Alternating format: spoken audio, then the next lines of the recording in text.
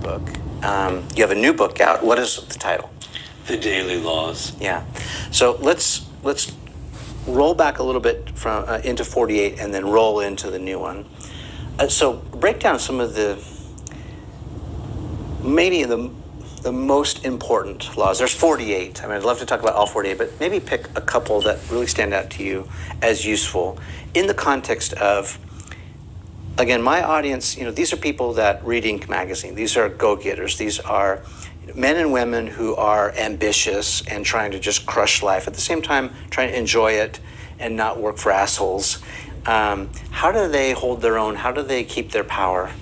Well, there are many, as you say, there are 48 laws. One of the laws is, I think, the most important. I can't remember the exact title of it, but it's basically make people dependent on you. Right. So you don't want to appeal to people's love, to the fact that they like you. You want to appeal to the fact that they need you. Mm-hmm. Because if they love you, love is a very tenuous emotion. In fact, it doesn't work very well in the work situation. It causes all kinds of problems. They'll get rid of you tomorrow, even though they like you. But if they need you, it's like pulling out all of these roots of a plant. To get rid of you, it's going to cause all kinds of damage all over the place. They need you and they can't get rid of you. So you need to make sure that your position in a company, in life in general, you're the only person who can do that. So you're not talking about bringing in bagels every morning, because that's easily replaced. How do we become irreplaceable? Or well, it depends on the nature of your work, obviously.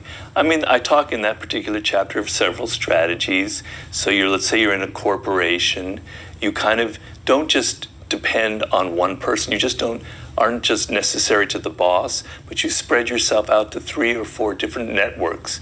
You get a sense of how the whole company is functioning. You have your roots in this place, in this place, in this place. So you have more knowledge. It's kind of spread around. And to get rid of you is going to cause a lot of problems, because you're not only involved here, but you're involved here, here, and here. And you have knowledge that nobody else has. So you want to have a kind of knowledge and skill base that makes you unique, So, and that means just don't depend on one skill, but have several skills, and don't be afraid to do that. That's, I think, is probably the key strategy here. But when it comes to, if you're an entrepreneur, it's the same dynamic for an entrepreneur. It's the same dynamic for me.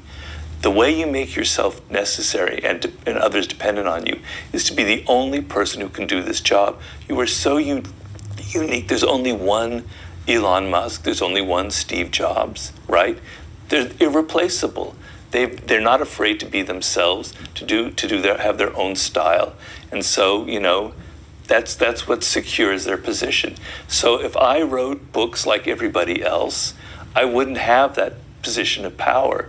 But because I'm the only one, for better or for worse, who can write books the way I do, I have secured a position in the publishing world. So it's a law that applies everywhere. Yeah. Let me ask you about critics, because I think it's a tightrope, right?